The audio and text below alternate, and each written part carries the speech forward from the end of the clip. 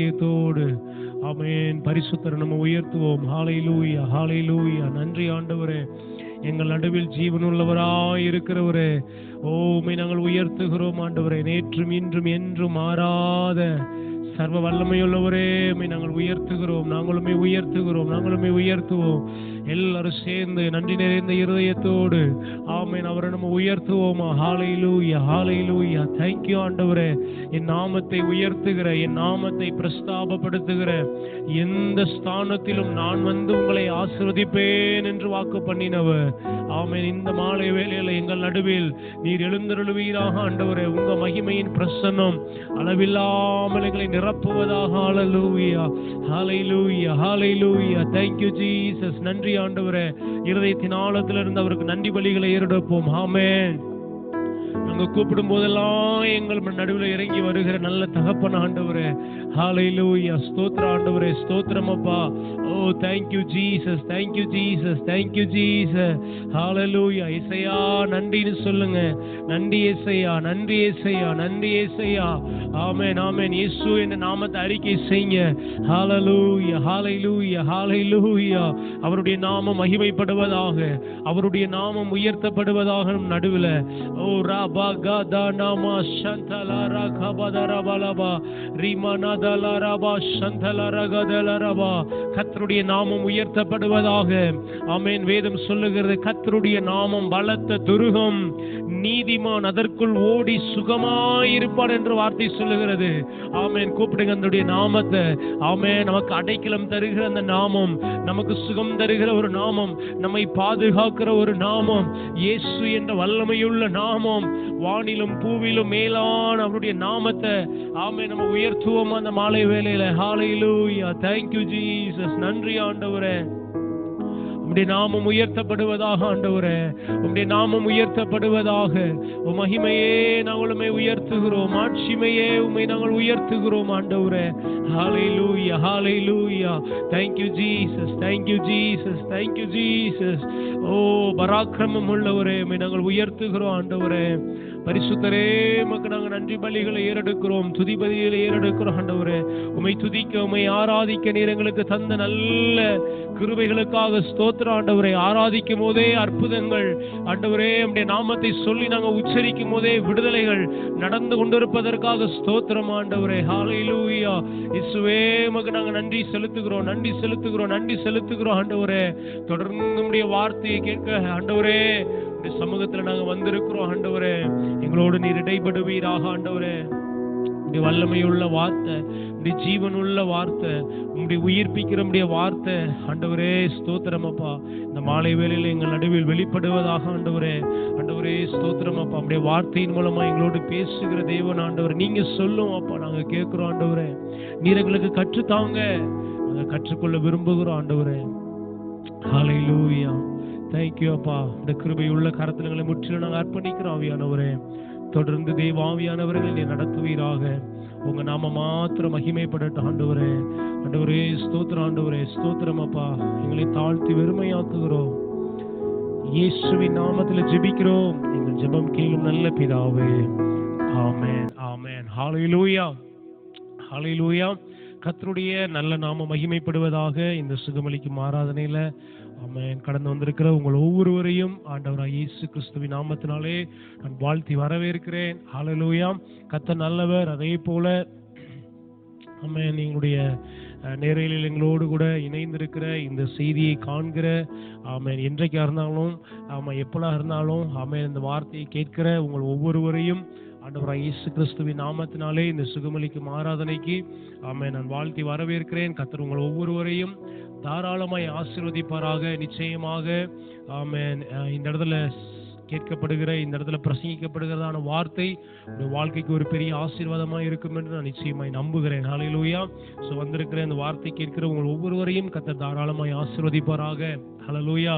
ஆமென். வார்த்தையை விரும்புகிறவன் உண்மையாகவே ஒரு முதிர்ந்த தேவ மனிதன், கர்த்தருடைய பிள்ளை என்பதை என்ன செய்கிறது, வெளிப்படுத்துகிறது. எந்த ஒரு மனுஷன் தேவனுடைய வார்த்தையின் மேல ஒரு வாஞ்சையா அதை கேட்க வேண்டும் என்ற விருப்பத்தோடு தாகத்தோடு இருக்கிறானோ அவனை கர்த்தர் என்ன செய்கிறாரு, நிச்சயமாய் கர்த்தர் ஆசீர்வதிக்கிறார். அவன் ஒரு வளர்ந்த ஒரு முதிர்ந்தவன் என்பதை அதை என்ன செய்கிறது, காட்டுகிறது. ஏன்னா பல கிறிஸ்தவர்கள் இருக்கிறாங்க, பல பேர் என்ன பண்றது இல்லைன்னா உட்கார்ந்து கர்த்தருடைய வார்த்தையெல்லாம் கேட்டு அதன்படி செய்வதற்கெல்லாம் என்னது பிரயாசப்படுவதே கிடையாது. இந்த உலகமும் பார்த்தீங்களா ரெடிமேடா என்ன செய்யுது, எல்லாத்தையுமே ரெடிமேடா கொடுக்குது. ரெடிமேட் சாம்பார், ரெடிமேட் ரசம், ரெடிமேட் புரோட்டா, ரெடிமேடு சப்பாத்தின்னு எல்லாமே என்ன செஞ்சிருச்சு, ரெடிமேடா இன்னைக்கு என்ன பண்ணுது, அப்படியே ரெடிமேடா வர்றதுனால கிறிஸ்தவர்களும் என்னதான் பண்றாங்க, ரெடிமேடா அதெல்லாம் உட்கார்ந்து பிரசங்கத்தெல்லாம் கேட்டு அதெல்லாம் நோட்ஸ் எல்லாம் எடுத்து அங்கெல்லாம் வந்து இது பண்றதுக்கெல்லாம் எங்களுக்கு என்ன இல்லை, அந்த அளவுக்குலாம் இல்லை. ஜெபம் பண்ணுங்க, ஜெபத்துல என்ன செய்யறோம், ஜெபம் பண்ணி உன்னை அனுப்பி விடுங்க, ஜெபம் பண்ணி ஏதாவது கொடுங்க அப்படின்னு ரெடிமேடா என்ன செய்யறாங்க, ஆமா இன்ஸ்டன்டா எதிர்பார்க்கிறாங்க. ஆனா ஆமென் அப்படி எதுவும் என்ன செய்வதில்லை, நடப்பதில்லை. ஹல்லேலூயா. தேவன் என்ன செய்கிறார், எல்லாவற்றையும் நேர்த்தியும் கிரமமாய் செய்கிற தேவன் அவர். ஹல்லேலூயா. பக்கத்துல பார்த்து சொல்லுங்க, தேவன் ஒவ்வொன்றையும் எப்படி செய்கிறாரா, நேர்த்தியும் கிரமமுமா என்ன செய்கிறாராம், செய்கிறார். ஹல்லேலூயா. சோ கர்த்தர் ஆமா முதலாவது ஆமென் இந்த தெய்வீக சுகத்தை குறித்து எல்லாவற்றைக்குமே நான் சொல்றேன், ஆசீர்வாதங்களா இருந்தாலும் சரி, சுகமா இருந்தாலும் சரி, உயர்வுகளா இருந்தாலும் சரி, சமாதானமா இருந்தாலும் சரி, குடும்ப வாழ்க்கையாக இருந்தாலும் சரி, மகிழ்ச்சிகரமான ஒரு வாழ்க்கை எதை தேவன் தர வேண்டுமானாலும் முதலாவது கர்த்தர் தம்முடைய வார்த்தையை தான் என்ன செய்கிறார், தருகிறார். ஹல்லேலூயா. அப்ப வார்த்தையை நம்ம என்ன செய்யணும், உன்னிப்பாய் கவனிக்கணும். வார்த்தைக்கு செவி சாய்க்கும் போது அற்புதங்கள் நமக்கு என்ன செய்கிறது, தானாய் நடக்கிறது. ஹல்லேலூயா. எல்லாம் சொல்லுங்க, வசனத்தை அனுப்பி அவர்களை குணமாக்கி அழிவுக்கு என்ன செய்யறாரா, தப்பு வைக்கிறார். அப்ப தேவன் முதலாவது எதை அனுப்புறாரு, வார்த்தை அனுப்புறார். ஹல்லேலூயா. சோ கர்த்தர் நல்லவர். கர்த்தருடைய வார்த்தைக்குள்ளாக நம்ம கடந்து செல்வோம். பல வாரங்களாக சுகத்தை குறித்து நம்ம என்ன செய்கிறோம், கர்த்தருடைய வார்த்தையை நம்ம தியானித்து கொண்டு வருகிறோம். நான் நிச்சயமா விசுவாசிக்கிறேன், இந்த நாட்கள்ல கர்த்தருடைய ஒரு தெய்வீக அளவில்லாத சுகமளிக்கிற நதியை தேவன் கட்டவிழ்க்க விரும்புகிறார். எத்தனை பேர் நீங்க விசுவாசிக்கிறீங்க? ஹல்லேலூயா. ஆமென். கரங்களை உயர்த்தி ஆமென் நீங்க ஒரு ஆமென் சொல்லுங்க பார்க்கலாம். ஹல்லேலூயா. கரங்களை உயர்த்தி, ஆண்டவரே நான் அதை விசுவாசிக்கிறேன். ஆண்டவரே யார் மூலமா செய்றீங்களோ இல்லையா, என் மூலமாய் நீங்க செய்ய வல்லவர். ஹல்லேலூயா. உங்க மூலமா அதை செய்ய வல்லவர். ஆமென்.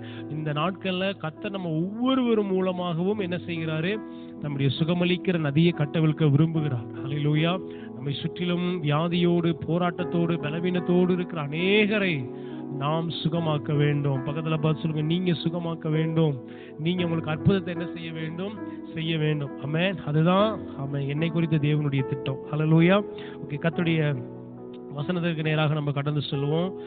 கடந்த வாரத்துல நம்ம தியானிக்கும் போது கடைசியாக ஒரு முக்கியமான வேத பகுதியை நான் அப்படியே டச் பண்ணி விட்டேன். கடந்த வாரம் நம்ம பார்த்தோம், தேவன் இருக்கிறவராகவே என்ன செய்கிறார், இருக்கிறார். இருக்கிறேன் என்ற தேவன் நம் நடுவில் என்ன செய்கிறாரு, இருக்கிறார். ஹல்லேலூயா. எல்லாம் சொல்லுங்க, இருக்கிற தேவன் என்னோடு என்ன செய்கிறார், இருக்கிறார். ஆமென். அவர் மறைந்து போகவில்லை, அவர் மாறவில்லை, அவர் இன்றைக்கும் என்ன செய்கிறார், என்னோடு கூட இருக்கிறார். பக்கத்துல பார்த்து சொல்லுங்க, உங்களோடு கூட அவர் இருக்கிறார். ஆமென். என்னோடு கூட அவர் என்ன செய்கிறாரு, இருக்கிறார். பக்கத்துல பார்த்து சொல்லுங்க, உங்களோடு இருக்கிறாரு. ஆமென். அப்படிப்பட்ட ஒரு தேவனை தான் நீங்க என்ன செய்றீங்க, ஜீவனுள்ளவராய் இன்றைக்கும் இருக்கிற தேவன். என்ன ஆராதிக்கிற தேவனுடைய ஒரு பேரை என்ன சொன்னேன், இருக்கிறவர் என்பது அவருடைய பெயர்னு சொல்லி நம்ம என்ன செய்தோம், பார்த்தோம்.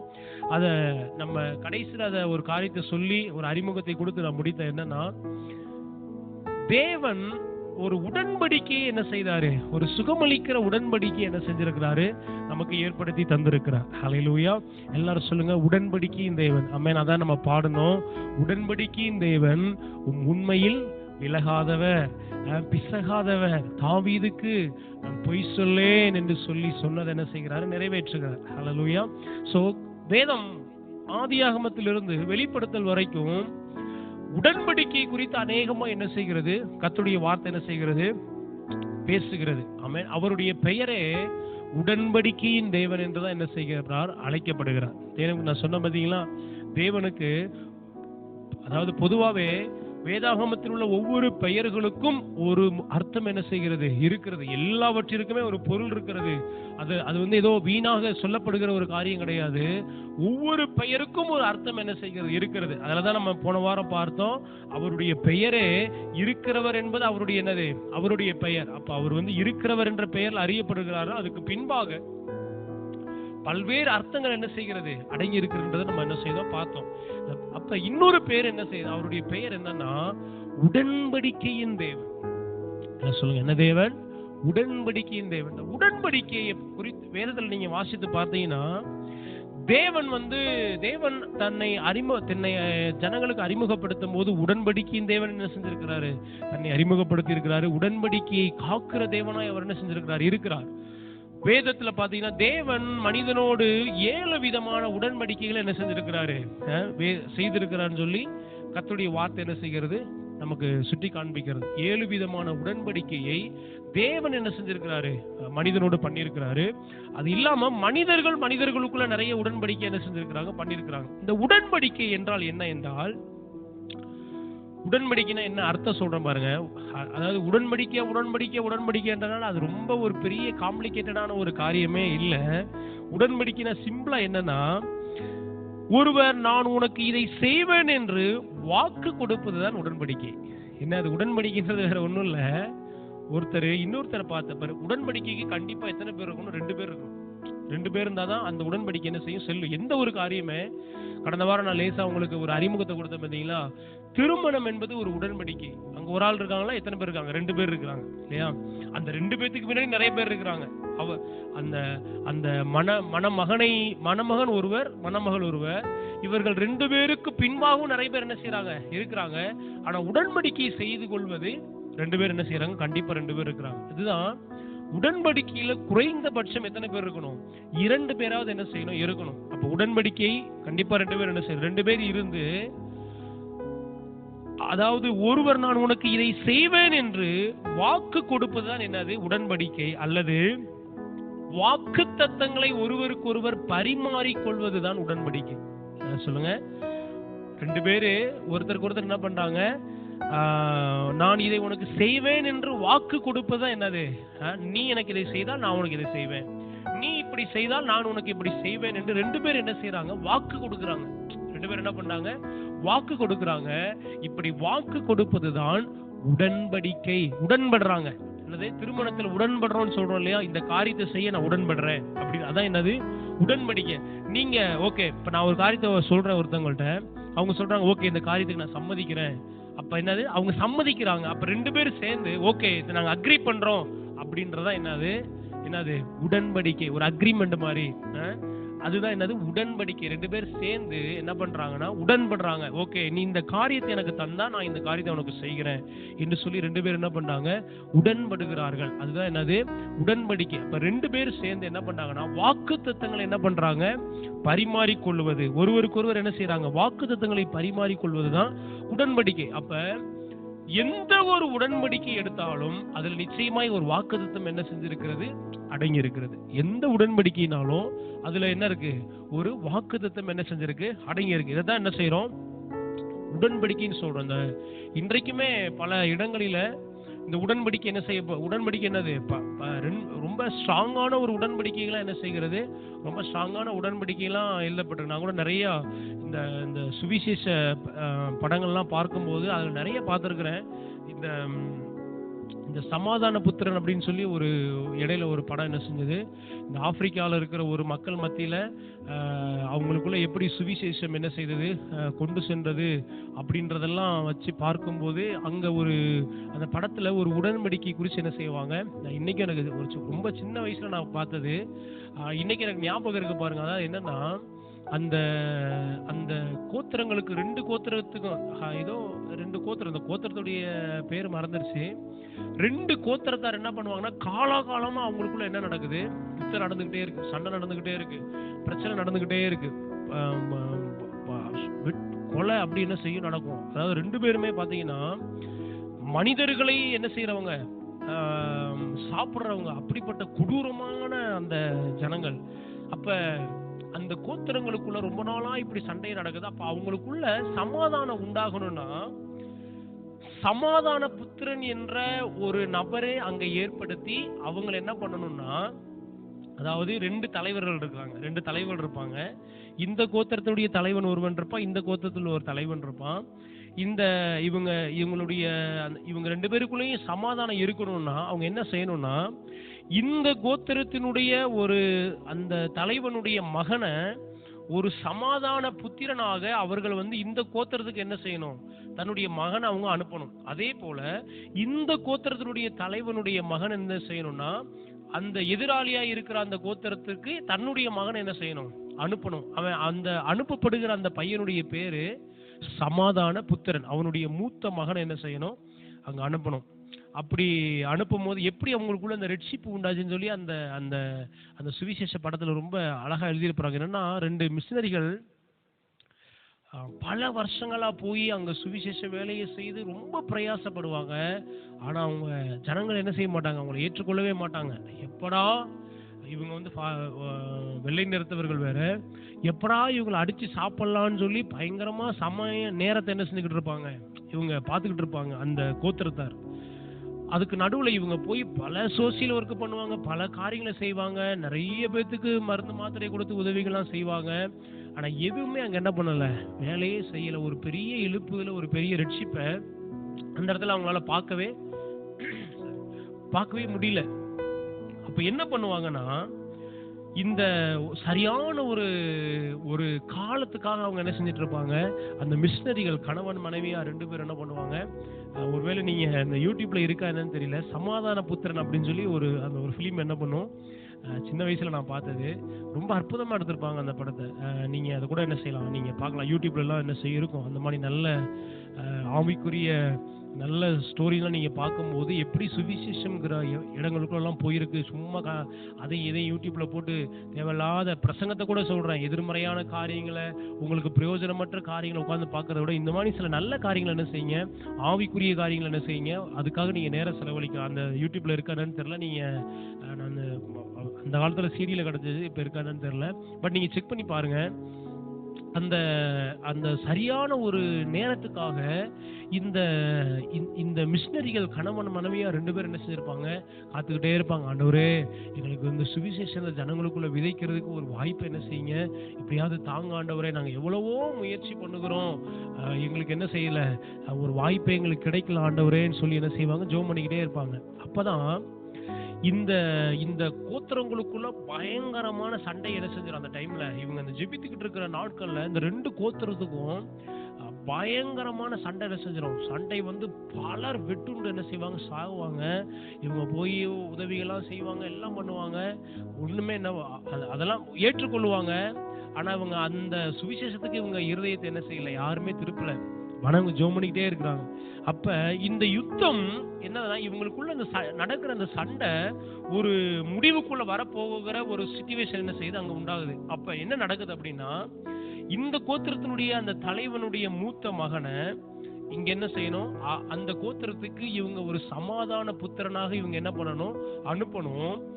இந்த மகன் எவ்வளவு காலம் இவர்கள் 2 பேரும் உயிரோடு இருக்கிறாங்களோ அவ்வளவு நாட்கள் அவர்களுக்குள்ள எந்த ஒரு சண்டையுமே வரக்கூடாது. இதுதான் அவங்களுடைய உடன்படிக்கை.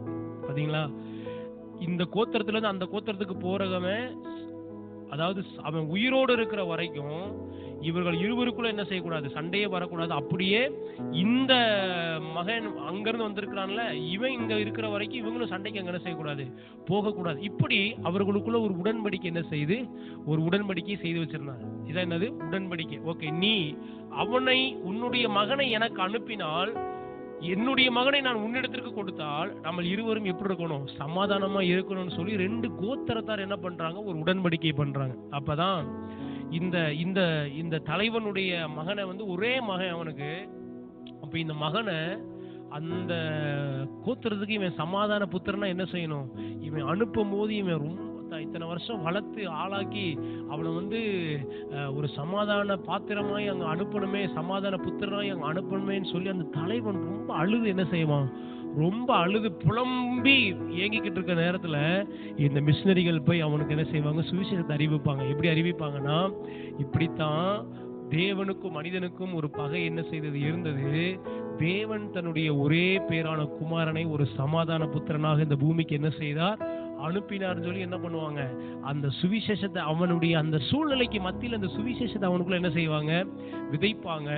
அந்த தலைவன் அப்ப ரட்சிக்கப்படுவான். ஏன்னா தேவனுடைய இருதயத்தையும் தேவனுடைய ஏக்கம் எப்படி இருந்து கொண்டதையும் அவன் அந்த சூழ்நிலையில் என்ன செய்வான், புரிந்து கொண்டு உடனே தேவனுக்கு தன்னுடைய இருதயத்தை என்ன செய்வ திறப்பான். அந்த தலைவன் ரட்சிக்கப்படுவான் பாருங்க.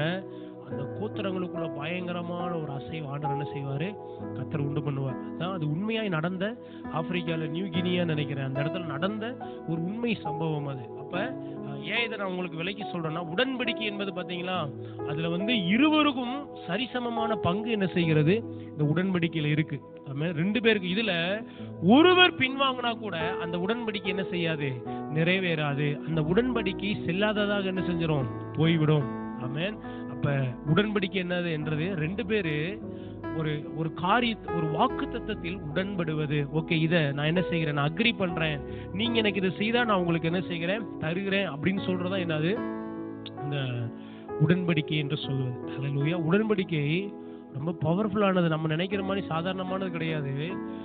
காலகாலங்களா நிறைய உடன்படிக்கைகள்லாம் என்ன செஞ்சிருக்கு. இன்னைக்கும் சில கிராமங்கள்ல சில இடங்களுக்குலாம் போதீங்கன்னா அந்த அவங்களுடைய உடன்படிக்கைன்றது ரொம்ப வித்தியாசமானதாக, பயங்கரமானதாக, அதாவது சக்தி வாய்ந்ததாக கூட என்ன செய்து இருக்கு.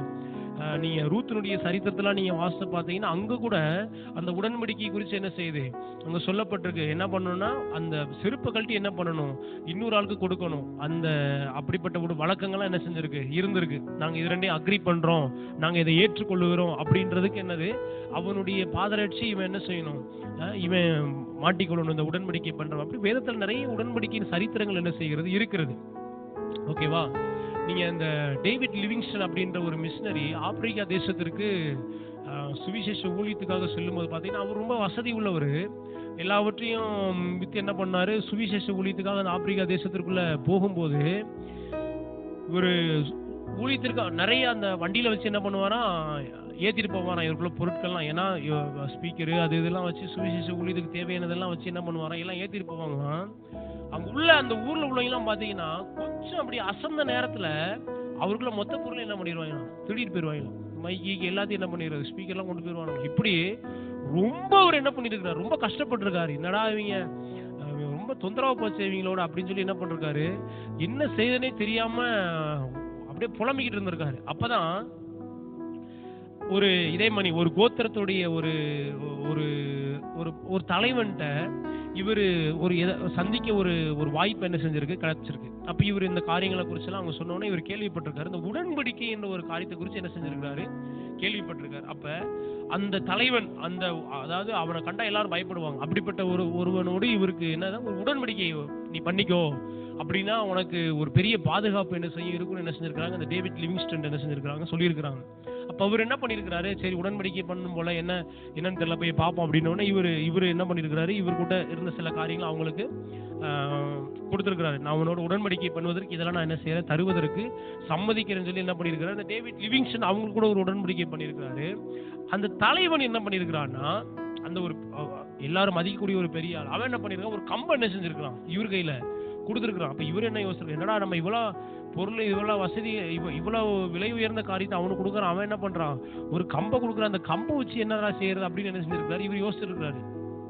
ஊழியத்துக்கு போகிற இடங்கள்லாம் பாத்தீங்கன்னா இவர் இந்த கம்பை கொண்டு போயிருக்காரு பாருங்க. அவன் கொடுத்த கம்பை ஒரு பை அன்னையில இருந்து ஒன்னா கூட என்ன செய்யலையா, தொடவே இல்லையா. ஏன்னா அந்த ஆளுங்க, அந்த ஊர்ல உள்ளவங்களுக்கு தெரியும் இந்த கம்பு யாருக்குள்ளது, இது தொட்டா என்ன ஆகுன்றது அவங்களுக்கு என்ன செய்யுது, தெரிஞ்சிருக்கு. அப்ப அந்த கம்புக்கு அவ்வளவு ஒரு பவர் என்ன செஞ்சிருக்கு, இருந்திருக்கு. பவர் வல்லம கிடையாது.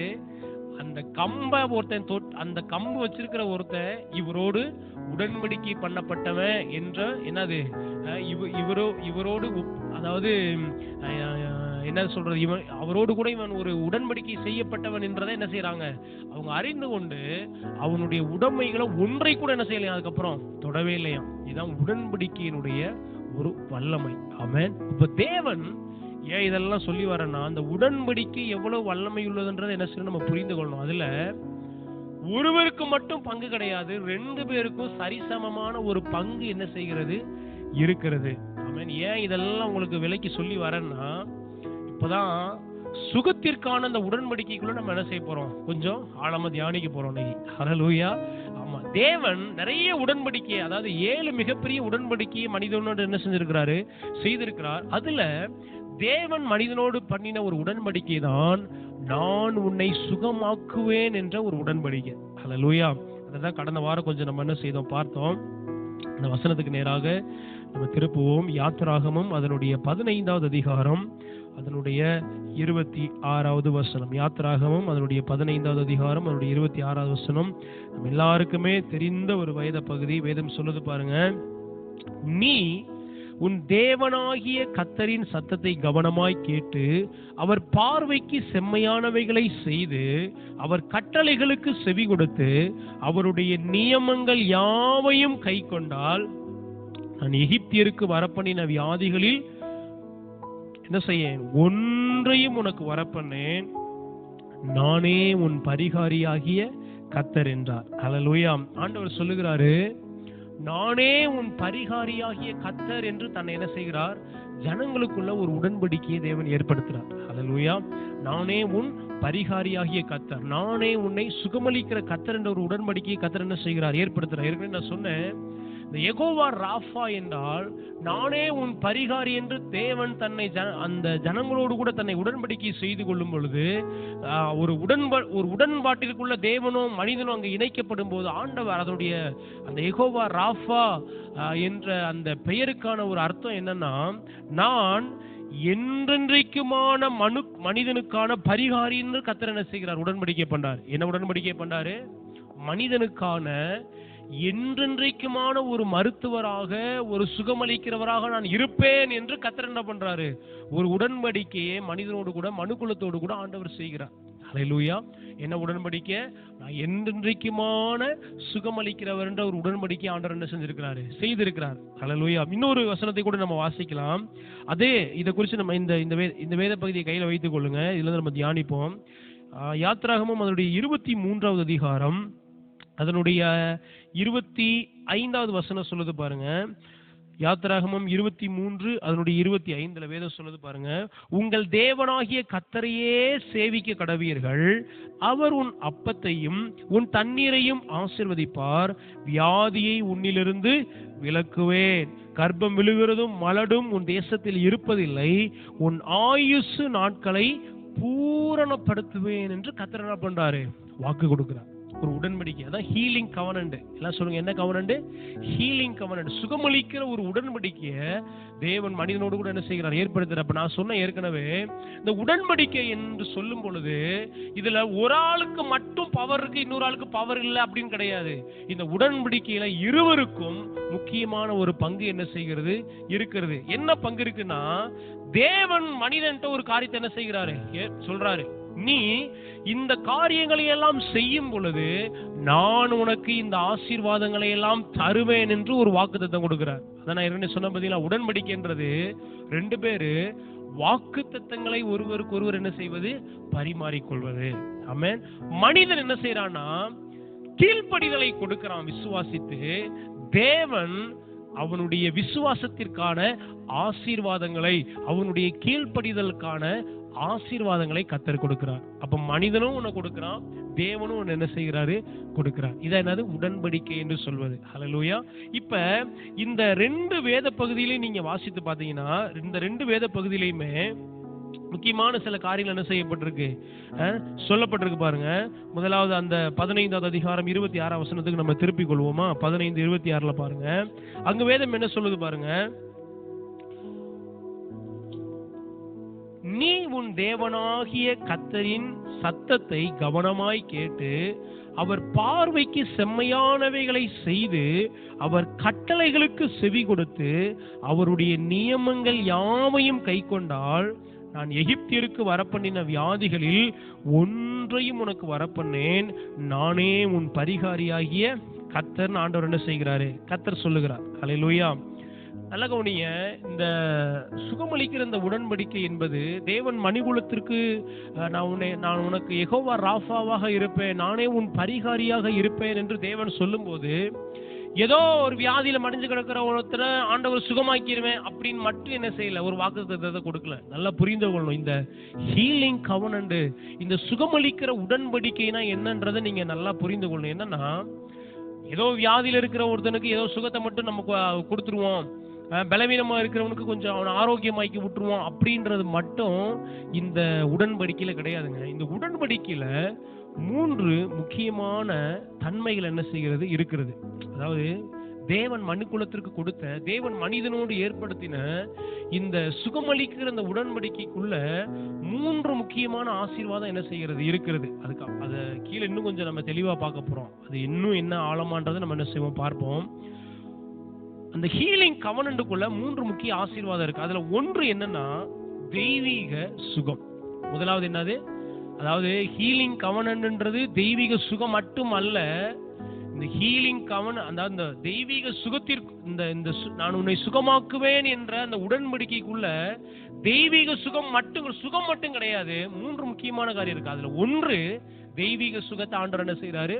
தருவேன்னு சொல்றாரு. 2வது நான் உனக்கு தெய்வீக ஆரோக்கியத்தை தருவேன் என்று கர்த்தர் என்ன செய்யறாரு? பாத்தீங்களா, அந்த ஹீலிங் கவனண்டுக்குள்ள வியாதியில இருக்கிறவன் சுகமாகிறது மட்டும் கிடையாது ஹீலிங் கவனண்ட். இந்த ஹீலிங் கவனண்ட்னா என்ன அப்படின்னா, வியாதியில இருக்கிறவன் சுகமும் ஆகணும். 2வது அவன் ஆரோக்கியம் என்ற ஒரு வாக்குத்தத்தத்தை கர்த்தர் என்ன செய்தாரு? தெய்வீக ஆரோக்கியத்தில் வாழ்வதற்கான ஒரு வாக்குத்தத்தத்தையும் கர்த்தர் என்ன பண்றாரு? இந்த சுகமளிக்கிற உடன்படிக்கைக்குள்ள வைத்திருக்கிறார். 3வது டிவைன் லைஃபையும் ஆண்டவர் என்ன செஞ்சிருக்கிறாரு? அதாவது ஆரோக்கியமான வாழ்வையும் கர்த்தர் வைத்திருக்கிறார். ஹல்லேலூயா. அதனாலதான் நான் இந்த சுகமளிக்கிற ஆராதனைய ஏன் நம்ம இந்த சுகமளிக்கிற ஆராதனை, ஏன் தெய்வீக சுகத்தை குறித்த போதனை நமக்கு ஏன் அவசியம் அப்படின்னா 3 முக்கியமான காரியத்தை சொன்னேன். ஒன்று, நாம் சுகமா இருக்கணும். 2வது நம்ம சுகத்திலேயே வாழணும். 3வது நம்ம அநேகருக்கு சுகத்தை என்ன செய்யணும்? கொடுக்கணும்னு சொன்னேன். இப்ப இது 3ம் நம்ம கூடி வந்திருக்கிறதுக்கு முக்கியமான ஒரு நோக்கமான செய்கிறது இருக்கிறது. இந்த ஹீலிங் கவனனுடைய நோக்கத்தையும் பாருங்களேன். தேவன் மனுக்குலத்தோடு ஏற்படுத்தின, அதாவது ஹீலிங் கவனண்ட் யெகோவா ராஃபானா என்ன அர்த்தம்னா, நான் மனுக்குலத்திற்கான என்றைக்குமான பரிகாரியா இருப்பேன் ஆண்டவர் சொன்னார். நான் மனுக்குலத்திற்கான, அதாவது இந்த மனித குலம் எவ்வளவு காலம் இந்த பூமியில இருக்கிறதோ, இல்ல மனுக்குலம் எவ்வளவு காலம் ஜீவனோடு இருக்கிறதோ அவ்வளவு காலத்திற்கும் நான் எப்படி இருப்பேன்? உங்களுக்கு மருத்துவராய் இருப்பேன், பரிகாரியாய் இருப்பேன், சுகமளிக்கிறவராய் இருப்பேன் சொல்லிருக்கிறார். இது ஏதோ அவங்களுக்கு மட்டும் சொன்ன உடன்படிக்கை கிடையாதுங்க. இது முழு மனுக்குலத்திற்கும் தேவன் சொன்ன ஒரு உடன்படிக்கை. முழு மனுக்குலத்தோடும் தேவன் ஏற்படுத்தின ஒரு உடன்படிக்கை. என்னது? நீ இருக்கிற நாளெல்லாம் நான் உனக்கு சுகமளிக்கிறவராய் இருப்பேன்னு கர்த்தரோட உடன்படிக்கை ஏற்படுத்தியிருக்கிறார். ஆமென். அப்ப இந்த தேவன் கொடுத்த இந்த ஹீலிங் கவனண்டுக்குள்ள, இந்த சுகமளிக்கிற உடன்படிக்கைக்குள்ள என்ன இருக்குன்னா, தெய்வீக சுகம் இருக்கிறது, அதுக்கடுத்து தெய்வீக ஆரோக்கியம் இருக்கிறது, அதுக்கப்புறம் தெய்வீக வாழ்வு இருக்கிறது. ஆமென். என்ன சொல்லுங்க? டிவைன் ஹீலிங், அடுத்து என்னது? டிவைன் ஹெல்த் இருக்கு, 3வது டிவைன் லைஃப் இருக்கு, ஜீவன் இருக்கு அதுல. ஆமென். ஹல்லேலூயா. என்ன இருக்கு? சுகம் இருக்கிறது, ஆரோக்கியம் இருக்கிறது, நீடித்த வாழ்வு. எல்லாம் சொல்லுங்க, நீடித்த வாழ்வு. இது 3ம் தான் தேவன் மனுக்குலத்திற்கு ஏற்படுத்தின இந்த டிவைன் ஹீலிங்குள்ள என்ன செஞ்சிருக்கு? அடங்கியிருக்கு. இந்த 3ஐயும் நீங்க மறக்க கூடாது. தேவன் தெய்வீக சுகத்தை மனுஷனோடு கூட உடன்படிக்கையில ஏற்படுத்தும் பொழுது அவனுக்கு அந்த தெய்வீக சுகத்துக்குள்ள 3 முக்கிய ஆசீர்வாதங்களை வச்சார். என்னன்னா, ஒன்று, நீ சுகமாகணும். ஒருவேளை பல்வேறு விதமான காரணங்களால நீ வியாதிப்பட்டிருக்கலாம், நீ பலவீனப்பட்டிருக்கலாம், நீ சோர்வுக்குள்ளா இருக்கலாம். நான் என்ன பண்றேன்? அந்த எல்லா வியாதிகளிலிருந்தும் நான் என்ன செய்யறேன்? சுகமாக்குவேன் அப்படின்னு அதுக்குள்ள ஒரு ஆசீர்வாதத்தை அந்த கவனண்டுக்குள்ள வைக்கிறார், அந்த உடன்படிக்கைக்குள்ள. 2வது டிவைன் ஹெல்த் வைக்கிறாரு. நல்லா கவனிங்க.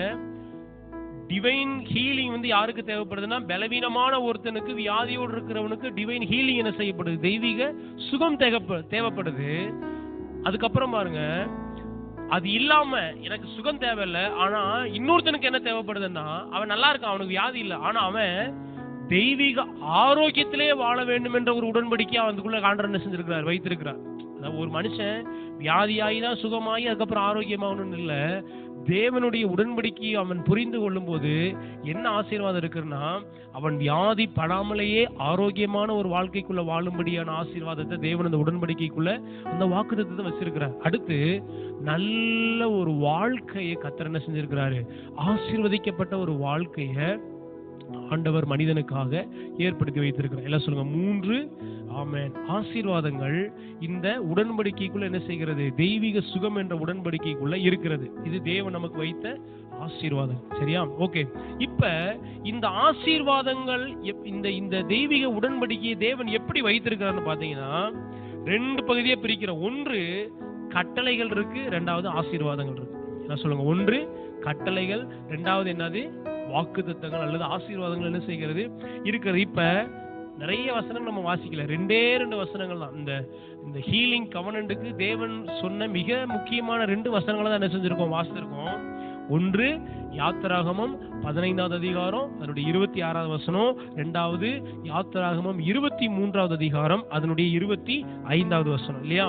இந்த 2 வசனங்கள் தான் தேவன் இந்த சுகமளிக்கிற உடன்படிக்கை மனிதனுக்கு என்ன செஞ்சிருக்கிறார், கொடுத்திருக்கிறார். இப்ப இந்த 2 வசனத்தையும் கொஞ்சம் நம்ம சற்று ஆழமா வாசித்து பார்த்தோம்னா, இந்த 2 வசனத்தையும் நம்ம 2ஆ என்ன செய்யறோம், பிரிக்கிறோம். இந்த 2 வசனத்துல முதலாவது என்னன்னா, என்னென்ன கட்டளைகள் எல்லாம் ஆண்டவர் என்ன செஞ்சிருக்காரு, அதுல கொடுத்திருக்கிறாரு. ஏன்னா நான் சொன்ன பாத்தீங்களா, இந்த உடன்படிக்கை நிறைவேறணும்னா, இந்த உடன்படிக்கை கிரியை செய்யணும்னா, இந்த உடன்படிக்கை சாத்தியமாகணும்னா, இந்த உடன்படிக்கையில சொல்லப்பட்ட வாக்குத்தத்தங்கள் ஆசீர்வாதங்கள் என் வாழ்க்கையில் நிறைவேற வேண்டுமானால் 2 பேருக்கும் அதுல என்ன இருக்கு, பங்கு இருக்கு. நிறைய நேரங்கள்ல தேவ ஜனங்கள் என்ன நினைச்சாங்க, கர்த்தர் கையில கொடுத்துட்டாங்க, கர்த்தர் எல்லாம் பாத்துக்குவாருங்க, அவருக்கு நினைச்சாங்க, அவர் விரும்பினா நடக்குங்கன்னு சொல்லி எல்லாத்தையும் அவர் மேல நம்ம என்ன செஞ்சிடறோம், தூக்கி போட்டு நம்ம ஹாயா உட்காந்து என்ன செஞ்சுட்டு இருக்கோம், அப்படியே உட்காந்து வாயை பொழுது டிவி நாடகத்தையும் பார்த்துட்டு உட்காந்துட்டு இருக்கிறதுனாலதான் இன்னைக்கு ஏதோ அப்படியே அசால்ட்டா ஒரு கேர்லெஸ்ஸா இருக்கிறதுனாலதான் அவர் என்ன செய்ய முடியல, கிரியை செய்ய முடியல. இப்ப இந்த கவனன்ட் வேலை செய்யணும்னா 2 பேரும் என்ன செய்யணும், 2 பேருமே ஒர்க் பண்ணணுங்க. 2 பேருமே, நான் ஏற்கனவே சொன்ன பாத்தீங்களா, திருமண உடன்படிக்கை, திருமண வாழ்க்கை ஆசீர்வாதமா இருக்கணும்னா அங்க உடன்படிக்கையில ஏற்படுகிற மணமகனும் மணமகளும் என்ன செய்யணும், அந்த குடும்ப நன்மைக்காக, அந்த குடும்ப ஆசீர்வாதத்திற்காக பிரயாசப்படணும். மணமகன் அந்த உடன்படிக்கை செய்யும் போது தான் செய்ய வேண்டிய கடமைகள்ல பொறுப்புகள்ல சரியா இருந்தா மட்டும்தான் அந்த குடும்பம் ஆசீர்வாதமா இருக்கும். அதே போல ஒரு மணமகள் எல்லாம் மணமகன் பாத்துக்குவாருங்க அப்படின்ட்டு இந்த அம்மா உட்கார்ந்து இருந்துச்சுன்னா என்ன ஆகும், யோசிச்சு பாருங்க. அந்த குடும்பம் விளங்கமா ஆசீர்வதிக்கப்படுமா? அவ்வளவுதான், முடிஞ்சு. அப்ப இவள், இந்த மணமகள் செய்ய வேண்டிய சில காரியங்களும் இருக்கிறது, இந்த மணமகன் செய்ய வேண்டிய சில காரியங்களும் என்ன செய்கிறது இருக்கிறது. அப்ப 2 பேருமே அதற்கு ஒத்துழைப்பு கொடுத்து அவர்கள் செய்யும் போதுதான் அந்த திருமண வாழ்க்கை ஆசீர்வதிக்கப்பட்ட, எப்படி வாக்குத்தத்தங்கள் அதற்காக சொல்லப்பட்டதோ அந்த வாக்குத்தத்தங்களை அனுபவிக்கக்கூடிய ஒரு வாழ்க்கையை அது என்ன செய்ய ஆரம்பிக்கும், இருக்க ஆரம்பிக்கும். இல்லாட்டி எப்படி இருக்கும், அது வெறும் நரகம் மனிதா இருக்கும். புரியுதா? அப்ப இதே போலதான் தேவனுடைய இந்த சுகமளிக்கிற உடன்படிக்கையும் தேவன் மனுக்குலத்தோடு ஏற்படுத்தும் பொழுது மனிதனுக்கென்று தேவன் ஒரு பகுதி என்ன செஞ்சிருக்கிறாரு, ஏற்படுத்தி வைத்திருக்கிறாரு. அவர் செய்கிற சில பகுதிகளை ஏற்படுத்தி வைத்திருக்கிறார். ஆமென். இப்ப அவர் அங்கிட்ட இருந்து எதையாவது ஒண்ணு கொடுக்கணும்னா இங்கிட்ட இருந்து நான் செய்ய வேண்டிய சில காரியங்கள் என்ன செய்யப்பட்டிருக்கு. ஏன்னா இந்த உடன்படிக்கையில தேவனுக்கும் மனிதனுக்கும் இருவருக்கும் என்ன இருக்கு, பங்கு இருக்கிறது. ஹல்லேலூயா. இப்ப மனிதன் என்னெல்லாம் செய்யணும்னு பாருங்க.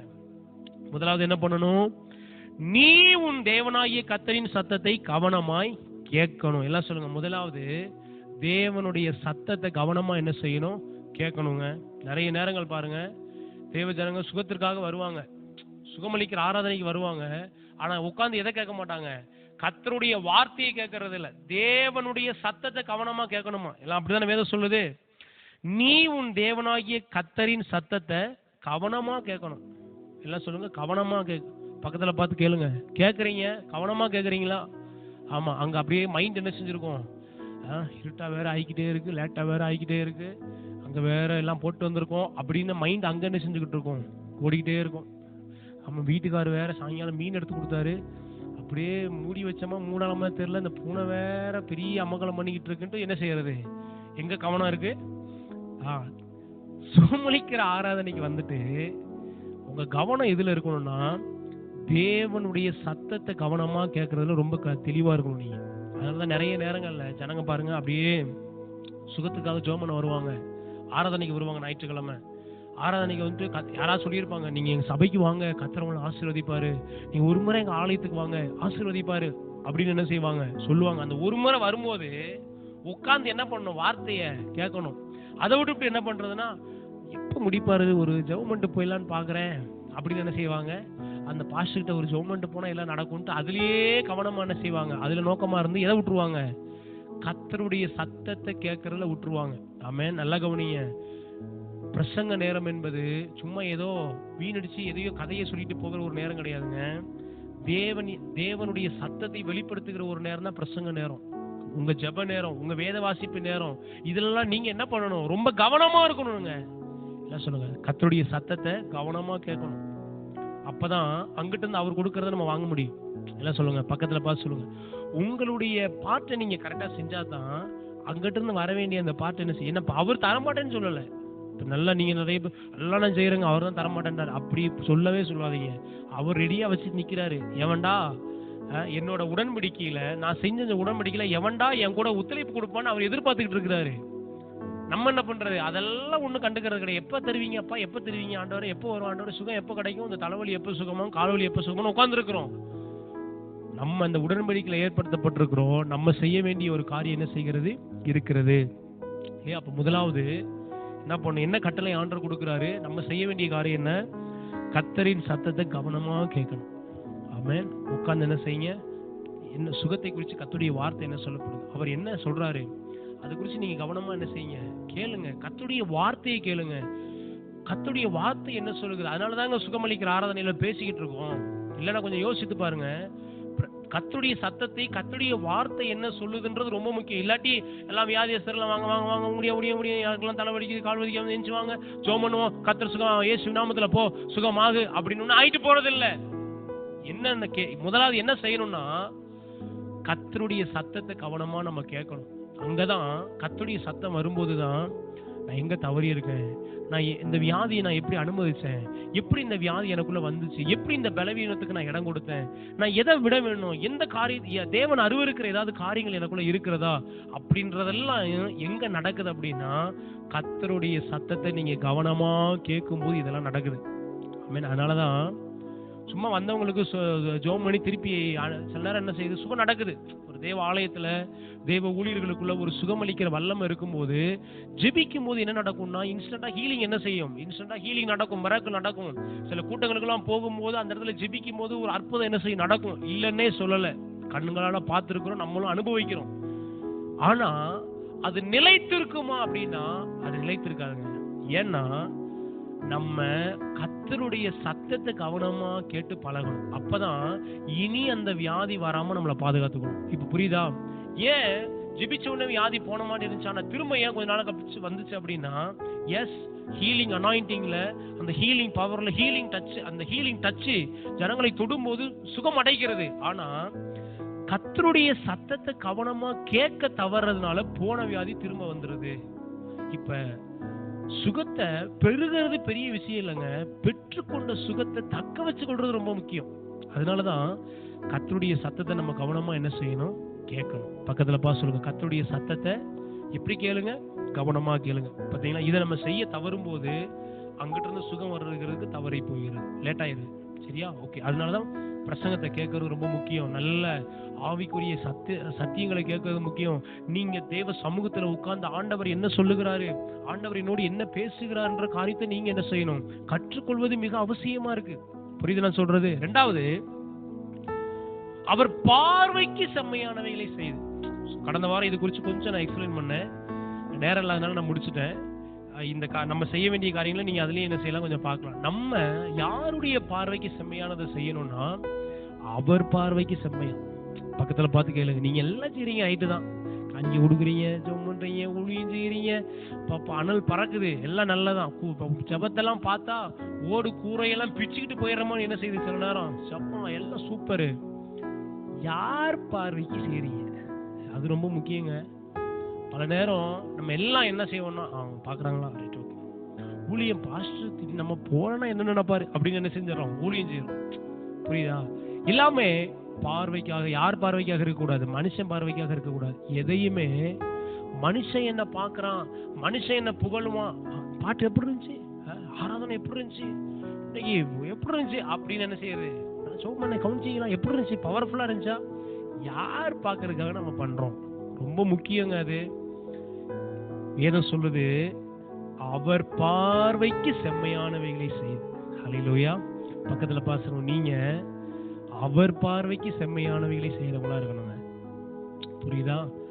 இது ரெண்டாவது படி, நம்ம செய்ய வேண்டிய ரெண்டாவது கட்டளை, நம்ம கீழ்ப்படிய வேண்டிய கட்டளை, ரெண்டாவது கட்டளை. இதுக்கு நம்ம என்ன பண்ணோம், ஆண்டவரே சிலர் வந்து அதெல்லாம் ஒண்ணும் தேவையில்லைங்க, ஜெபம் பண்ணா போ நடந்துருங்க. அப்படிலாம் நடக்காதுங்க. நான் சொல்றேன், முதல்ல அவர் சத்தத்தை கவனமா என்ன செய்யுங்க, கேளுங்க. ரெண்டாவது, அவர் பார்வைக்கு எதை செய்யுங்க, செம்மையானதை செய்யுங்க. அவர் பார்வைக்கு சரியானதா செய்யுங்க. உங்க பார்வைக்கு 1000 சரியா தெரியலாங்க. உங்க பார்வைக்கு சிலர் பாருங்க, என் பார்வைக்கு இதுன்னு ரைட்டுன்னு போடுறது அதைத்தான் நான் செய்வேங்க. அவன்லாம் என்ன யோசிக்கிறான், இவன் என்ன யோசிக்கிறான், பாஸ்டர் என்ன யோசிக்கிறான், பைபிள் என்ன, அதை பத்திலாம் எனக்கு கவலை கிடைக்கும். என் மனசாட்சிக்கு எது சரின்னு போடுறதோ அதான் நான் செய்வேன். இல்லப்பா, இல்ல, வேதம் தெளிவாய் சொல்லுது, அவர் பார்வைக்கு செம்மையானது என்ன செய்யுங்க.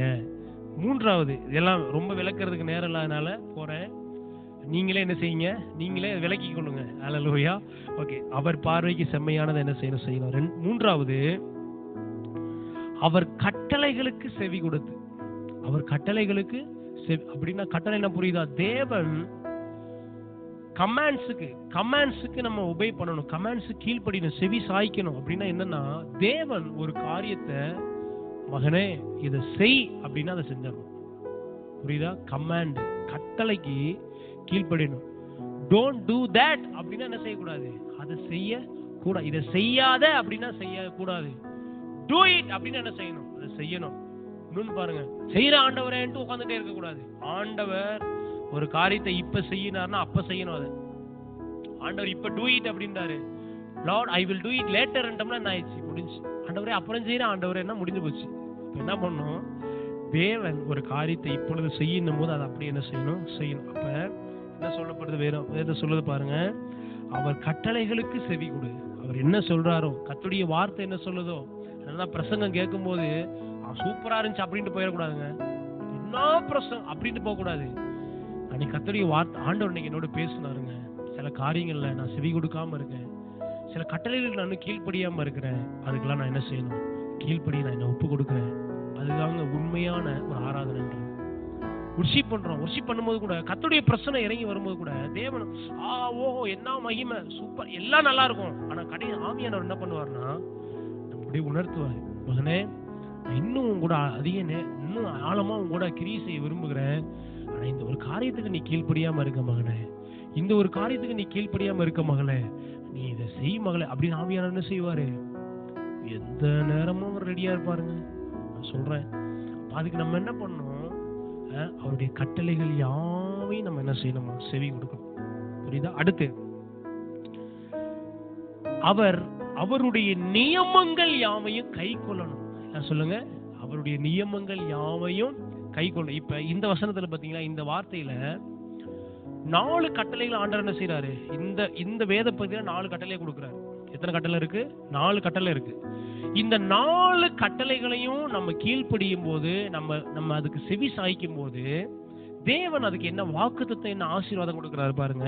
முதல்ல என்ன சொல்றாரு, நான் எகிப்தியருக்கு வரப்பண்ணின வியாதிகளில் ஒன்றையும் உனக்கு வரப்பண்ணேன். முதல் ஆசீர்வாதம் என்ன கொடுக்கிறாரு, எப்பா நீ இந்த காரியத்தெல்லாம் செய்தீனா, இந்த 4 காரியத்தை உன் சைட்ல இருந்து நீ அனுப்புனே அப்படின்னா, என் சைட்ல இருந்து என்ன வருது, முதலாவது ஆசீர்வாதம், எகிப்தியருக்கு வரப்பண்ணின வியாதிகளில் ஒன்றையும் உனக்கு நான் வரப்பண்ணேன். எல்லாம் சொல்லுங்க, எகிப்தியருக்கு வரப்பண்ணின வியாதிகளில் ஒன்றையும் நான் உனக்கு வரப்பண்ணேன்.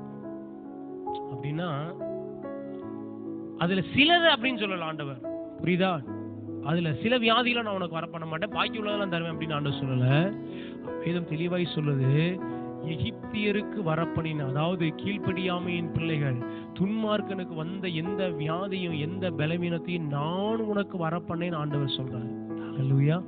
நம்ம என்ன செய்யணும், அவர் நம்ம கிட்ட எதிர்பார்க்கிற அந்த 4 நாளையும் நம்ம கீழ்ப்படியும் போது நம்ம உடன்படிக்கையில் அவரோடு கூட இணைக்கப்படுறோம்னு அர்த்தம். நம்ம அதை விட்டுட்டோம்னா என்ன ஆயிரும் அப்படின்னு அவ்வளவுதான். அப்ப ஆண்டவர் இந்த 4 காரியத்தை நம்ம கொடுக்கும்போது, அவர் முக்கியமான காரியத்துல 2 ஆசீர்வாதங்கள் இந்த வேத பகுதியில் கொடுக்கிறார். முதலாவது என்ன சொல்றாருன்னா, எகிப்தியருக்கு வரப்பண்ணின வியாதிகள் ஒன்றையும் உனக்கு என்ன செய்ய மாட்டேன், வரப்பண்ண மாட்டேன் அப்படின்னு சொல்றாரு. அடுத்து என்ன சொல்றாருன்னா, நானே உன் பரிகாரியாகிய கர்த்தர். ஹல்லேலூயா. முதலாவது என்ன சொல்றாரு, வாக்குத்தத்தம், ஆசீர்வாதம், நான் என்ன செய்வேன், எகிப்தியருக்கு வரப்பண்ணின வியாதிகள்ல ஒன்ன கூட உனக்கு வரப்பண்ண மாட்டேன்னு சொல்றாரு. ரெண்டாவது என்ன சொல்றாருன்னா, நானே உன் பரிகாரியாகிய கர்த்தர்னு சொல்றாரு. ஹல்லேலூயா. எல்லாம் சொல்லுங்க, 2 ஆசீர்வாதங்கள். ஆமென். நம்ம உடன்படிக்கையில தேவனோடு கூட நம்ம இணைக்கப்படும் போது, நம்ம செய்ய வேண்டிய காரியத்தை நம்ம செய்யும் போது தேவன் என்ன சொல்றாருன்னா, எகிப்தியனுக்கு வர பண்ண வியாதி, துன்மார்க்கனுக்கு வர பண்ண வியாதி, உன்னை அடிமைப்படுத்தின. ஏன்னா ஆண்டவர் ஏன் இந்த எகிப்தியரை சொன்னார் அப்படின்னா, ஏன்னா அவங்க கூட தான் இத்தனை நாள் அவங்க என்ன செஞ்சிருக்கிறாங்க, இருந்திருக்கிறாங்க. இந்த இஸ்ரவேல் ஜனங்களை தேவன் வெளியில கொண்டு வரும்போது அவங்களுக்கு என்னெல்லாம் சம்பவிச்சதுன்றதை யார் கண்ணால பார்த்தது? குளம்லாம் வருது, பேணு வருது, என்னென்னமோ என்ன செய்யுது, அழிவுகள் வருது, தலைச்சன் பிள்ளைகள் சங்கரிக்கப்படுகிறது. இதெல்லாம் அவங்க கண்களால் என்ன செய்யறாங்க, பாக்குறாங்க. ஆண்டவர் சொல்றாரு, நீ பார்த்தல்ல, அவனுக்கு வந்தம்மா, நீ ஒண்ணு கூட உனக்கு வராது. பக்கத்துல பார்த்து சொல்லுங்க, ஒண்ணு கூட, ஏதாவது ஒண்ணுன்னு சொல்லல, ஒன்றும் உனக்கு வர பண்ணேன்னு சொல்லிட்டு அடுத்த ஆண்டவர் என்ன சொல்றாரு, நானே உன் பரிகாரி ஆகிய கர்த்தர், நானே உன்னை சுகமளிக்கிறவர். அதுக்கு அர்த்தம் என்னன்னு சொன்னேன், மனு குலத்தின் என்றைக்குமான பரிகாரி, மனு குலத்தின் என்றைக்குமான சுகமளிக்கிறவர், மனு குலத்தை என்றைக்குமாய் விடுவிக்கிறவர் என்ற அர்த்தம் அதுக்கு என்ன செய்து இருக்கிறது. ஹல்லேலூயா, ஹல்லேலூயா. அப்ப இந்த காரிய உடன்படிக்கைன்றது ரெண்டு பேரு. நான் இந்த காரியத்தை செய்யும் போது ஆண்டவர் இந்த ரெண்டு பெரிய வாக்குத்தத்தத்தை கர்த்தர் என்ன கண்ட பண்ணார், தருகிறார். அதே போல நம்ம வாசித்த அந்த வேத பகுதிக்கு வருமே, 23வது அதிகாரம் அதனுடைய 25வது வசனம் சொல்லுது பாருங்க. 23, 25 அங்கேயும் பாருங்க, இந்த உடன்படிக்கை இந்த ஹீலிங் கவர்னன்ட்குள்ள தான் அந்த வேத பகுதி வருது. அதுலயும் சொல்றாரு பாருங்க, உங்கள் தேவனாகிய கர்த்தரையே சேவிக்க கடவீர்கள், அவர் உன் அப்பத்தையும் உன் தண்ணீரையும் ஆசீர்வதிப்பார், வியாதி உன்னிலிருந்து விலக்குவேன், கர்ப்பம் விழுகிறதும் மலடும் உன் தேசத்தில் இருப்பதில்லை, உன் ஆயுசு நாட்களை பூர்ணப்படுத்துவேன். என்ன சொல்லுங்க, ஆயுசு நாட்களை பூர்ணப்படுத்துற. இந்த வேத பகுதியிலையும் பாத்தீங்கன்னா, இங்க மனிதன் செய்ய வேண்டிய காரியத்தை மேலந்தே நீங்க நிறைய காரியத்தை என்ன செய்யலாம், நிறைய காரியத்தை சொல்றாரு. என்ன சொல்றாருன்னா, நான் என் தூதனை உனக்கு முன்பாக அனுப்புறேன், அதனால நீ கவனமா என்ன செய்ய, அவர் சமூகத்தில் எச்சரிக்கையாயிரு, அவர் வாக்குக்கு செவி கொடு, அவரை கோபப்படுத்தாத, உங்கள் துரோகங்களை அவர் பொறுப்பதில்லை, என் நாமம் அவர் உள்ளத்தில் இருக்கிறது, நீ அவர் வாக்கை நன்றாய் கேட்டு நான் சொல்வதையெல்லாம் செய்வாயாகில் நான் உன் சத்துருக்களுக்கு சத்துருவாயும் உன் விரோதிகளுக்கு விரோதியாயும் இருப்பேன். என் தூதனானவர் உனக்கு முன் சென்று எமோரியரையும் ஏத்தியரையும் பெரிசியரையும் கானானியரையும் ஏவரையும் எபூசியரையும் இருக்கிற இடத்திற்கு உன்னை நடத்தி கொண்டு போவார். அவர்களை நான் அதம் பண்ணுவேன், நீ அவர்களுடைய தேவர்களை பணிந்து கொள்ளாமலும். கவனிச்சு பாத்தீங்களா, என்னென்ன காரியங்கள் ஆண்டவர் என்ன செய்யறாரு சொல்றாருன்றதை கவனிச்சு பாருங்க. நீ அவர்களுடைய தேவர்களை பணிந்து கொள்ளாமலும் சேவியாமலும் அவர்கள் செய்கைகளின்படி செய்யாமலும் அவர்களை நிர்மூலம் பண்ணி அவருடைய சிலைகளை உடைத்து போடுவாயாக, உங்கள் தேவனாகிய கர்த்தரையே சேவிக்க கடவீர்கள். என்ன உடன்படிக்கை பார்த்தீங்களா, என்ன காரியத்தை இங்க என்ன கட்டளையா சொல்றாரு, கோப்படுத்தாதப்பா, ஒரு வார்த்தைக்கு செவி கொடு, உன் தேவனாகிய கர்த்தரை மாத்திரமே சேவிக்க கடவாய். என்ன சொல்லுங்க, கர்த்தரையும் அங்கேயும் போய்க்குங்க, இங்கேயும் வந்துக்கங்க, சபைக்கும் வாங்க, அங்கேயும் போய் அப்படி இருக்கவே கூடாது. கர்த்தரையே, பக்கத்துல பார்த்து சொல்லுங்க, தேவனையே சேவி, கர்த்தரையே ஆராதி, கர்த்தரையே பணிந்து கொள், கர்த்தருக்கே ஆராதனை செய், கர்த்தருக்கே ஊழியம் செய்.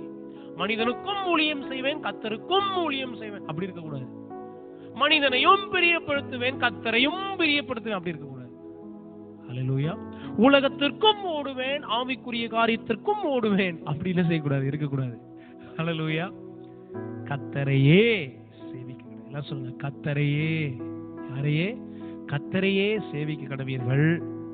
அப்ப என்ன நடக்குது பாருங்க, அவர் கொடுக்கிற ஆசீர்வாதம் பாருங்க, இதெல்லாம் நம்ம செய்ய வேண்டிய காரியம். அவர் என்ன கொடுக்கிறாரு, உன் அப்பத்தையும் உன் தண்ணீரையும் ஆசீர்வதிப்பார். தேவன் கொடுக்கிற அவரு கட்டளை கொடுத்துட்டாரு, இப்ப வாக்குத்தத்தத்தை கொடுக்கிறாரு.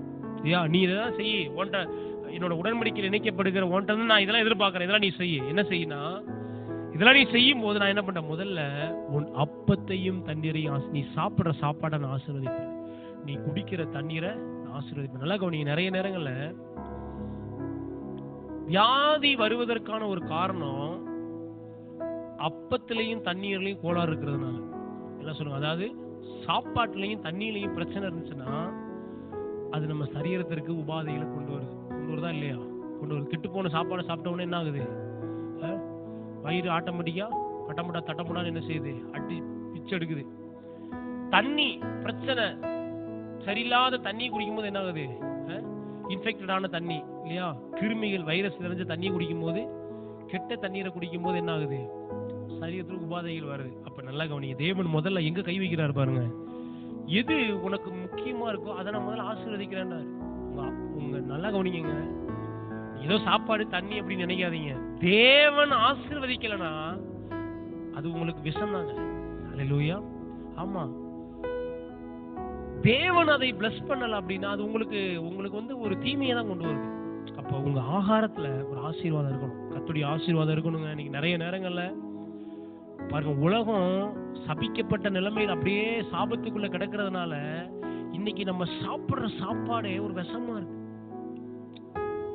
இன்னும் நம்ம வியாதிக்கான காரணங்களை குறித்து நான் பேசும்போது இந்த காரியத்தை குறித்து கொஞ்சம் டீப்பா என்ன செய்யறேன், நான் பேசுறேன். ஏன் நம்ம தேவன் வந்து அப்பத்தையும் தண்ணீரையும் ஏன் கர்த்தர் ஆசீர்வதிக்க விரும்புறாரு, ஏன் கர்த்தருடைய ஆசீர்வாதம் அதுல இல்லாம போகும்போது நம்ம சாப்பிடுற உணவு எப்படி நமக்கு தீமையானதா மாறுறதுன்றதை என்ன செய்ய போறோம், நம்ம அடுத்து தியானிப்போம். இப்ப முதல்ல சொல்றேன் என்னன்னா, தேவன் கொடுக்கிற இந்த வேத பகுதியில் ஆண்டவர் கொடுக்கிற ஒரு ஆசீர்வாதம் என்னன்னா, முதல்ல நான் அப்பத்தையும் தண்ணீரையும் என்ன செய்வேன், நான் ஆசீர்வதிப்பேன். ஆண்டவர் சொல்றாரு. என்ன சொல்ற, அப்பத்தையும் தண்ணீரையும் ஆசீர்வதிக்கிறார். இரண்டாவது,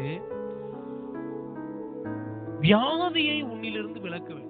என்ன சொல்லுங்க, வியாதியை விலக்கு. அப்பத்தையும் தண்ணீரையும் ஆசீர்வதிக்கிறார். ஒருவேளை நீ வியாதி பட்டிருந்தீங்கன்னா உன் வியாதியை உன்னிலிருந்து நான் என்ன செஞ்சிருவேன், அந்த வியாதியை உன்னிலிருந்து எடுத்துருவேன் அப்படின்னு ஒரு வாக்குத்தத்தத்தை என்ன செய்யறாரு, கொடுக்கிறாரு. கொடுத்துட்டு சொல்றாரு, கற்பம் விழுகிறதும் மலடும். அபாஷன் உனக்கு இருக்காது.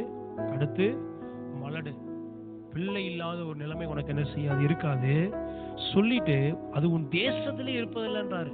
பார்த்தீங்களா, இன்னைக்கு கர்த்தருடைய ஆசீர்வாதம் இல்லாததுனால, கர்த்தருடைய அந்த அந்த பரிபூர்ண அந்த அந்த உடன்படிக்கையில மனுக்குலம் தவறி போனதுனால இன்னைக்கு தேசமே சாபத்திற்குள்ளாக என்ன செய்கிறது, கிடக்கிறது. அல்லேலூயா.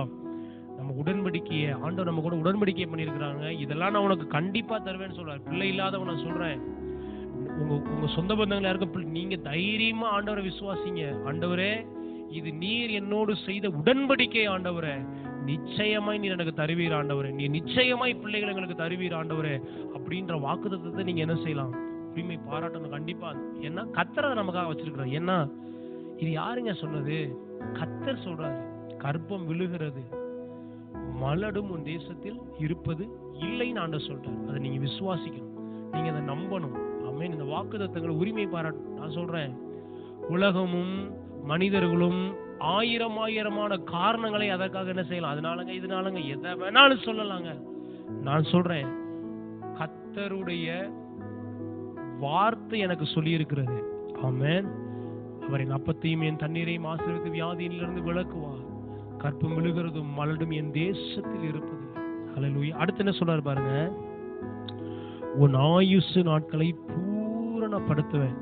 பாத்தீங்களா, நல்ல ஆரோக்கியமா நீடித்த வாழ்வை கர்த்தருடைய வார்த்தை நமக்கு வாக்குத்தத்தம் பண்ற இந்த டிவைன் ஹீலிங் கவனன்ட்டுக்குள்ள ஆண்டவர் எதை வச்சிருக்காரு பாத்தீங்களா. நான் ஏற்கனவே சொன்னேன்ல, 3 முக்கியமான ஆசீர்வாதம் வச்சிருக்காரு. ஒன்று, அது எல்லாமே நம்ம வாசித்த இந்த 2 வசனத்துக்குள்ள வருது. ஒன்று, எதை வைத்திருக்கிறார்னா, நீ பலவீனமா இருந்தனா நீ ஆரோக்கியமாகிற ஒரு ஆசீர்வாதத்தை நான் என்ன செஞ்சிருக்கிறேன், சுகம் என்ற ஒரு ஆசீர்வாதத்தை உனக்குள்ள அதுல வச்சிருக்கிறேன். ரெண்டாவது, ஆரோக்கியம் என்ற ஒரு ஆசீர்வாதத்தை அதுக்குள்ள நான் என்ன செஞ்சிருக்கிறேன், வைத்திருக்கிறேன். மூன்றாவது, உன் ஆயுசு நாட்களை பூரணப்படுத்துவேன். நீடித்த வாழ்வை கர்த்தர் இந்த டிவைன் கவனன்ட்டுக்குள்ள ஆண்டவர் வச்சிருக்கிறாரு.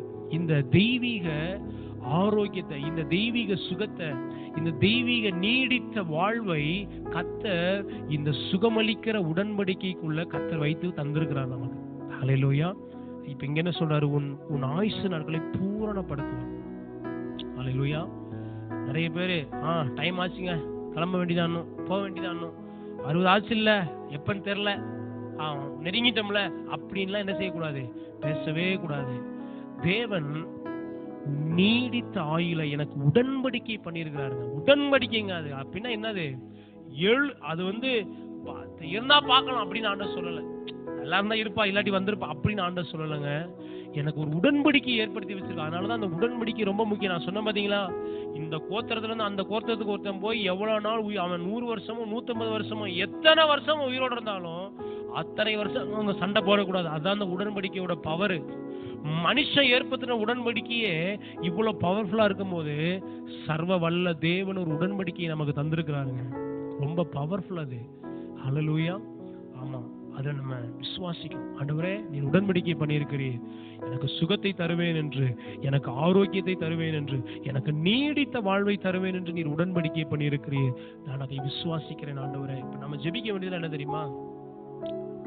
எனக்கு அப்பத்தை நீ ஆசீர்வதிங்க, எனக்கு வந்து வியாதியை நிலந்து விளைக்கிருங்க, என் ஆயுசு நாட்களை பூர்ணப்படுத்துங்க. அதே மாதிரி அங்க வாசது போல வியாதியை வரப்பண்ணு, அடுத்து வந்து நானே உன் பரிகாரி அப்படின்றதுக்காக நீங்க ஜெபிக்க தேவையில்லை. எதுக்காக நீங்க ஜெபிக்க தேவையில்லை?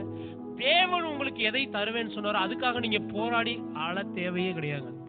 எதுக்காக நம்ம ஜெபிக்கிறோம்னா, அவர் நம்ம என்ன செய்ய சொன்னாரோ அதை செய்வதற்கு தேவையான கிருபைய எனக்கு தாங்கப்பா நீங்க ஜெபிச்சீங்கன்னா உங்களுடைய பகுதியை நீங்க என்ன செய்றீங்க? இப்ப அவர் வந்து அவர் தரமாட்டேன்னாருன்னா நம்ம என்ன செய்யலாம்? அதை நீங்க கொடுங்கன்னு கேட்கலாம். அவர் ரெடியா இருக்காரு அதை கொடுக்கறதுக்கு. இப்ப நம்ம எதுக்காக ஜெபம் பண்ண? ஆண்டவரே, உங்களுடைய சத்தத்தை கவனமா நான் கேட்க எனக்கு நீங்க உதவி செய்யுங்க ஆண்டவரே. சின்ன சின்ன காரியங்களை நீங்க உணர்த்தும் போது கூட ரொம்ப சென்சிட்டிவா அதுக்கு கீழ்ப்படியணும் ஆண்டவரே. எந்த ஒரு கட்டளையும் நான் உதாசீனப்படுத்திடக்கூடாது ஆண்டவரே. நீங்க அருவருக்கிற எந்த ஒரு காரியமும் எனக்குள்ள வந்துடக்கூடாது ஆண்டவரேன்னு சொல்லி அதுக்கு நம்ம கீழ்ப்படியும் போது அதற்கு நம்ம ஒப்பு கொடுக்கறதுக்காக நம்ம ஜெபிக்கிறோங்க. அதுதான் உகந்த ஜெபம். ஹல்லேலூயா. என்னது? அவருடைய பார்ட்ல அவர் கரெக்டா இருக்கிறாரு. அவர் செய்ய வேண்டிய வேலையில அவர் ரெடியா இருக்கிறாரு. அவர் செய்யறதுக்கு ஆயத்தமா இருக்கிறாரு. இப்ப நான் தான் ஒண்ணு அவருக்காக என்ன செய்ய வேண்டியிருக்கு.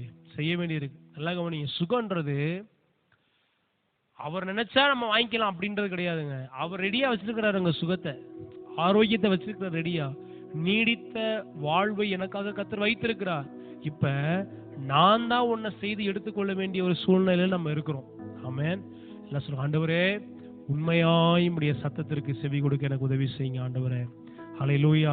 கர்த்தரை மாத்திரம் சேவிக்கிற ஒரு மனுஷனா நான் இருக்கணும் ஆண்டவரே. ஹல்லேலூயா. எந்த சூழ்நிலை கர்த்தரை கோபப்படுத்தவோ கர்த்தரை வேதனைப்படுத்துறதோ ஆமென் ஒன்றும் எனக்கு வரக்கூடாது ஆண்டவரே. போய் யாத்திராகமம் 15வது அதிகாரம் அந்த 26ஆம் வசனத்துக்கு மேல உள்ள காரியங்களையும், அதே போல யாத்திராகமம் 23வது அதிகாரம் அந்த 20வது வசனத்துல இருந்து என்ன செய்யுங்க, போய் நீங்க ரெண்டையும் வாசிங்க. வாசிச்சு ஆண்டவர்கள் என்னெல்லாம் சொல்லியிருக்கிறாரு, நான் என்னெல்லாம் செய்யணும்னு ஆண்டவர் சொல்லியிருக்கிறாரு, அதுக்காக நீங்க அதை எழுதி வைங்க. ஆண்டவரே, நீங்க இந்த காரியத்தெல்லாம் கட்டளையா எனக்கு என்ன செஞ்சிருக்கிறீங்க, கொடுத்துருக்கிறீங்க ஆண்டவரே. இந்த காரியத்தெல்லாம் நீங்க செய்யக்கூடாதுன்னு சொல்லியிருக்கிறீங்க ஆண்டவரே. அதெல்லாம் நான் என்ன செய்கிறேன், நான் அதெல்லாம் செய்யாம இருக்க எனக்கு உதவி செய்யுங்க ஆண்டவரே. எதெல்லாம் நீங்க செய்யணும்னு சொன்னீங்களோ அதெல்லாம் செய்வதற்கு தேவையான கிருபைய பலத்தை எனக்கு நீங்க தாங்க. என் விசுவாசத்தை பெருக பண்ணுங்க. நம்ம ஜெபிக்கும் போது கர்த்தர் அற்புதமான சுகத்தை தர வல்லவரா இருக்கிறார். ஹல்லேலூயா. ஆமென். எத்தனை பேர் நீங்க விசுவாசிக்கிறீங்க?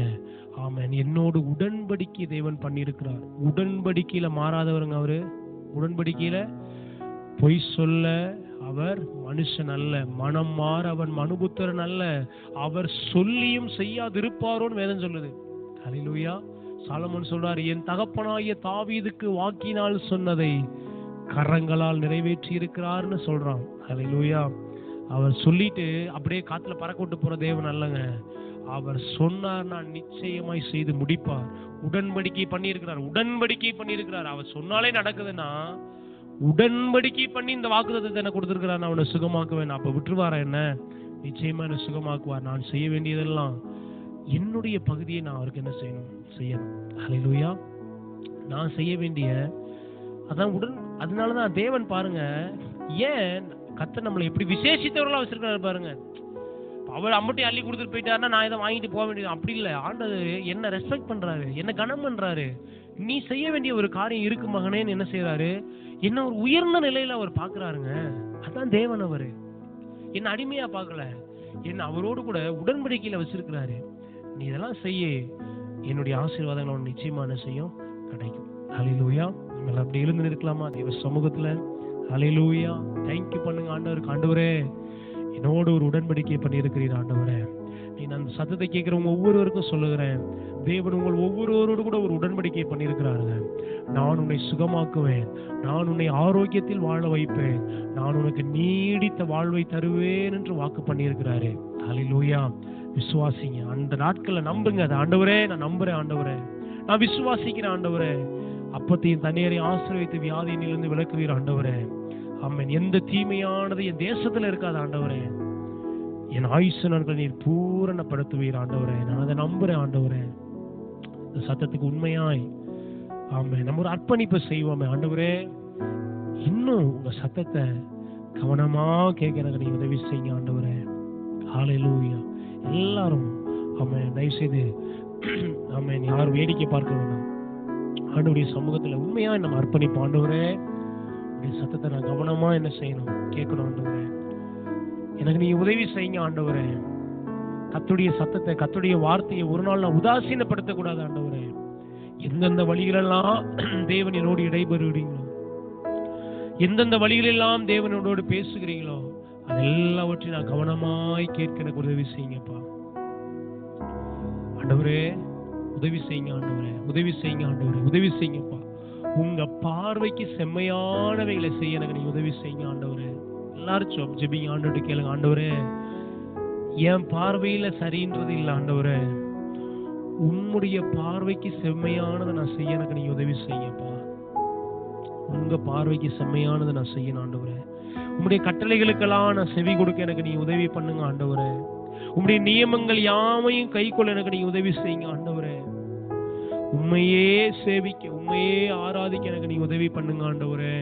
அதுக்காக நான் ஜெபிக்கிறப்பா. ஒரு வேளை ஆண்டவரே என்னுடைய நிச்சயமா நான் நம்புறேன் ஆண்டவரே, உங்க சைட்ல இருந்து எந்த ஒரு ஃபால்ட்டும், நீங்க உங்க சைட்ல இருந்து எந்த ஒரு ஆண்டவரே அன்னவுன் ரெஸ்பான்சிபிளும் இல்லை ஆண்டவரே. நான் என் வாழ்க்கை தான் உணர்றேன் ஆண்டவரே. ஒருவேளை மேல சொல்லப்பட்ட இந்த காரியங்கள் ஏதாவது காரியங்களை நான் தவறி இருக்கிறேன் ஆண்டவரே, அவையெல்லாம் எனக்கு சரி பண்ண உதவி செய்யுங்க ஆண்டவரே. உதவி செய்யுங்க ஆண்டவரே, உதவி செய்யுங்க ஆண்டவரே, உதவி செய்யுங்க ஆண்டவரே. உடைய கரங்களை ஒப்பு கொடுக்கிறேன்ப்பா. ஸ்தோத்திரம் ஆண்டவரே, ஸ்தோத்திரம் ஆண்டவரே, ஸ்தோத்திரமாப்பா. உடைய கிருபை என்ன சூழ்ந்து கொள்ளட்டும். உடைய இரக்கத்தை நான் வாஞ்சிக்கிறேன்.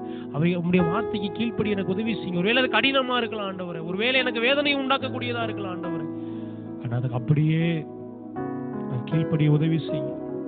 உமக்கு பிரியமில்லாததை உதறி தள்ள கர்த்தர் என்னை ஏவும் போது அதை உதறி தள்ளுவதற்கு தேவையான கிருபை எனக்கு நீங்க தாங்கப்பா. அதுக்கான பலனை தாங்கப்பா. உமக்கு பிரியமில்லாத ஒன்று என் வாழ்க்கையில வரக்கூடாது ஆண்டவரே. கரத்துல ஒப்பு கொடுக்கிறேன் ஏசப்பா. உண்மையாய் அர்ப்பணிக்கிற உடைய பிள்ளைகள் ஒவ்வொருவரையும் கர்த்தர் நீர் ஆசீர்வதிங்க ஆண்டவரே. ஹல்லேலூயா. உண்மையான ஒரு மன மாற்றத்தை, உண்மையான ஒரு மனதுருக்கத்தை கர்த்தர் நீர் எதிர்பார்க்கிறீர் ஆண்டவரே. உங்களுடைய கரங்களை அர்ப்பணிக்கிறோம் ஏசப்பா. ஸ்தோத்திரம் ஆண்டவரே. எங்களை எல்லாரையும் தாழ்த்துக்கிறோம்ப்பா.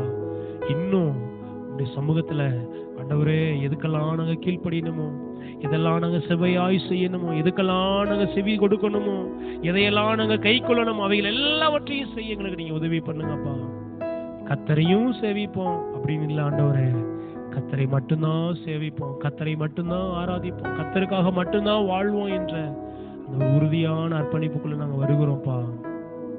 உடன்படிக்கையின் தேவன், உண்மையில் மாறாதவர் ஆண்டவரே. இந்த கரங்களை தருகிறோம் இயேசுப்பா.